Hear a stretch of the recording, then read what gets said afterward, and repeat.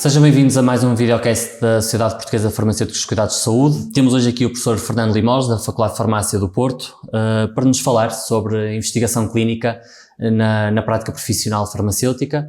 Professor, muito obrigado por gravar este videocast connosco. Começaria por lhe perguntar, na sua opinião, como é que a investigação clínica, e em particular até os estudos observacionais, contribuem para a geração de evidência no contexto específico da farmácia prática e, no fundo, consequentemente, de que forma é que isso pode impactar a tomada de decisão clínica por parte do farmacêutico? Bom dia e agradeço este convite. Os estudos observacionais são... eu sou fã dos estudos observacionais e explico porquê. Todo mundo pensa, e cada vez menos, mas ainda está na nosa mente, que os ensaios clínicos son o gold standard para a tomada de decisão, son o gold standard para a causalidade. Cada vez sabemos máis que non son, cada vez descubrimos máis os problemas de falta de validade externa, fundamentalmente nos ensaios clínicos, e há já algún tempo sabemos destas limitações e pasamos aos estudos de geração de evidencia. Hoxe en día as tomadas de decisões deben ser feitas nunca un ensaio clínico, deben ser feitas en revisións temáticas, de preferencia con cálculos metaanalíticos. Só que, se facemos eses ensaios clínicos, esas revisións sistemáticas apenas de ensaios clínicos, estamos arrastrando a falta de validade externa deses ensaios clínicos. Sí. Por tanto, é necesario introducir nesa geración de evidencia estudos observacionais. Estudos que nos van real. a dar, exactamente, nos van a dar o que de verdade acontece no mundo, ¿no? Obviamente, nunca vamos a prescindir dos ensaios clínicos, os randomized control trials, sempre vamos a usar eles, debemos de usar eles. Agora, non podemos confiar apenas neles. E depois, que acontece? E é un estudo observacional. Os estudos observacionais ten a capacidade de dizermos o que non foi visto nos ensaios clínicos. Desde efectividade real, non aquela eficacia que nos decía o ensaio clínico, nos prometía unha eficacia que depois ás veces non acontece, até problemas de seguranza, toda a farmacovigilancia, A zona terapêutica. todo. Entón, é mundo real, é o que nós queremos, non?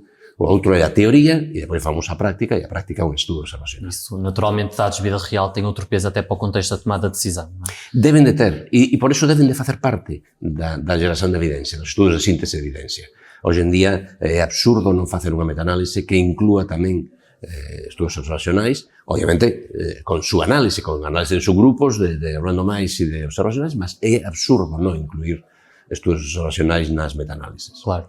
Mas, quer dizer, a investigação clínica até pós-ensaios clínicos é particularmente importante, mas existem desafios, existem limitações, até no contexto da implementação prática, às vezes no terreno, aqui neste caso em particular, na farmácia comunitária, na farmácia hospitalar, noutros settings de atividade.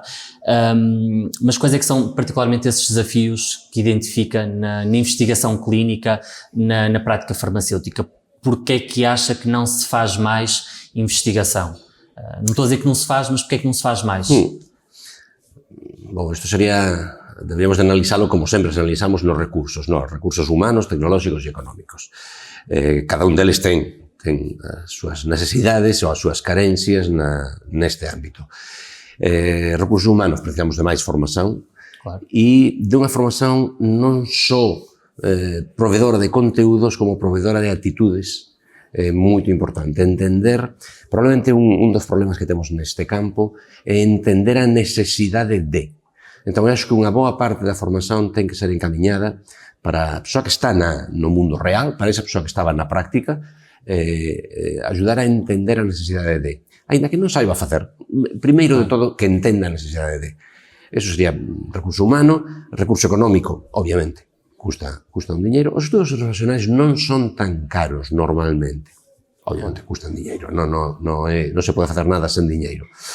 E en cuanto aos recursos tecnolóxicos, unha coisa que é básica e que non estamos a ter e está constantemente na boca do político, mas nunca damos o paso. Por exemplo, os dados. É isso. Os dados.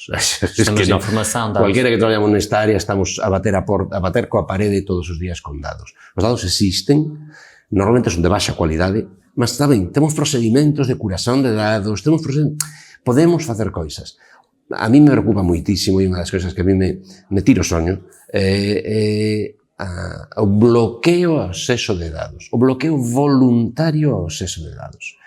A mí me parece criminoso, porque há vidas en xogo que poden perderse porque estamos fechando os dados que podían encontrar unha solución para esa vida. Aconteceu recentemente na COVID.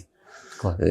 Faltou inmenso análise de dados de COVID, todo porque a presión asistencial, non é verdade, a presión asistencial creo que había, foi unha situación de emergencia, mas non foi só unha questão política, fexaron os dados por medo de que se soubesen cosas que non sei por qué, non foi culpa de ninguén a COVID. A qualidade dos dados, por exemplo? Mas é o que temos. Por que non utilizamos o que temos? Ya melloraremos eles. Entre outras cousas, se non analizamos os dados, o Data Quality Assessment que recomenda a OMS, se non analizamos a cualidade dos dados, nunca vamos a mellorar os sistemas de recolla de dados. Non sabemos se son bons ou non son bons. Entón, o primeiro que temos que facer é un Data Quality Assessment. A OMS ten un manual de como se avalía a cualidade dos dados. Entón, vamos a, primeiro de todo, aplicar eses manuais. Como? Para mí o dado é o grande problema que temos. É o acesso á materia-prima, no fundo. Sobre todo porque unha coisa é que nin sequera é materia-prima nosa dos investigadores, é materia-prima dos actuantes, dos prácticos. Nós somos normalmente dados secundarios, que chamamos, non? A utilización de dados secundarios son dados que foron utilizados na práctica clínica e nós queremos acceder a esos dados ás veces moito inmediatamente, ás veces tempo depois, a cortes con 50 anos de estudo por trás, non? Claro.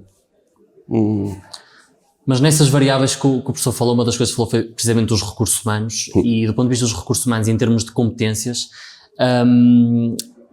as competências em metodologias de investigação clínica por parte dos farmacêuticos é assim um aspecto tão decisivo para não se fazer mais investigação clínica, ou acha que isso seria facilmente ultrapassado, por exemplo, com parcerias, por exemplo, até com a própria academia? Ou seja, eu no contexto da minha prática profissional não tenho que ter todas as competências no contexto da metodologia, mas tenho que conseguir identificar o problema e associar-me, por exemplo, à academia. O que é que acha sobre isso? Renato me coñece há algún tempo já, sabe que levo moitos anos lutando pela aproximación da academia e a práctica. Me considero profesor de farmacia práctica, é miña área, e a farmacia práctica se define precisamente como a disciplina científica que estuda o mundo da práctica, da farmacia.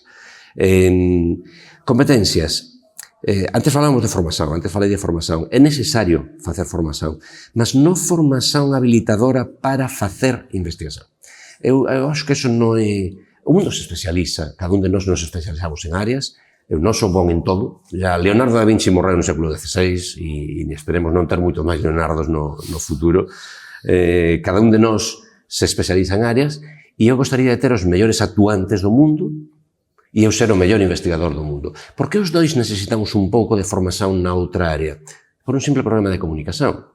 Eles ten que entender como falar comigo, eu teño que entender como falar con eles. Se cada un de nós falase unha linguaxe completamente diferente, non conseguiríamos comunicarnos. Entón, esa formación básica para poder pasar a información a outro é importante. E depois, pelo outro que falaba antes, esas competencias, a primeira das competencias é unha competencia actitudinal. Necesito entender a importancia do que posso facer. Claro. E aí necesitamos formar en iso. Non a mellor tentativa de mudar, non a mellor forma de mudar as actitudes de unha persoa que é mudando os coñecementos da persoa. Non a nivel de que saiba o teste estatístico, o deseño complexo, a técnica, non precisan diso. Para eso é da academia, para eso estamos nós, que dizer, senón nós non existiríamos. Cada un ten a súa especialidade e formación necesaria, sobre todo no ámbito das actitudes. Muito bem, professor.